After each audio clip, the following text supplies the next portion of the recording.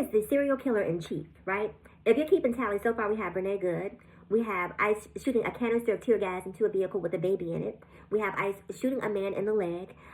We have ICE now unaliving Alex Peretti in the streets in broad daylight because he was trying to intervene on behalf of a woman who was being pepper sprayed by ICE. And as soon as one of these incidents happen, it's never ICE's fault. ICE never takes it too far. ICE is never reprimanded. ICE is never the problem.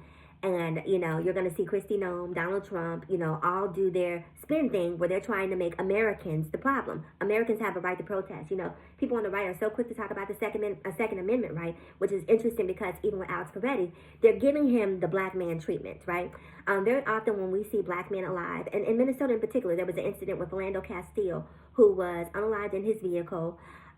He had a conceal and carry permit. He let the officer know. The officer pulled out the gun. They unalived him. And then they go into character assassination, right? Because unaliving them is not enough. Now you have to assassinate their character. So then you start to dig into the person's history and try to find every little tidbit that you can to try to paint a picture of this person not being a kind, loving human, deserving of love, respect, and concern, empathy, compassion, all of those good things.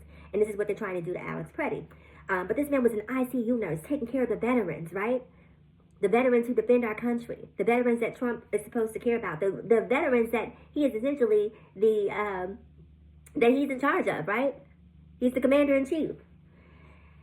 And they're trying to spin it to make him out to be this villain.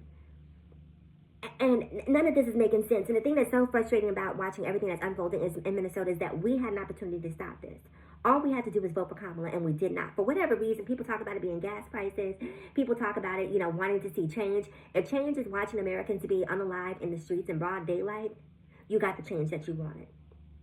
You got the change that you wanted. This man has done so much damage to this country, it is irreparable.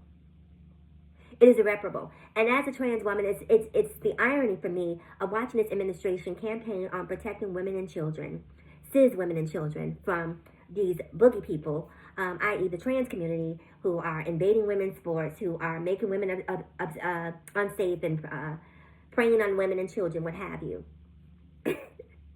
But this is how they treat women. ICE comes into the streets and sprays them with pepper spray. ICE unalives a woman by shooting her multiple times in her face, and they say absolutely nothing. You guys need to wake up. You need to wake up soon. Minnesota is really setting the gold standard for what it looks like to resist. And we have to resist in a way that is completely different because this administration is different from anyone we've ever experienced.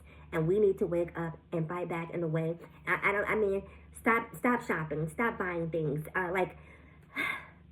We have to resist, and we have to resist in a real way. Comment below. I'll see you in the next video.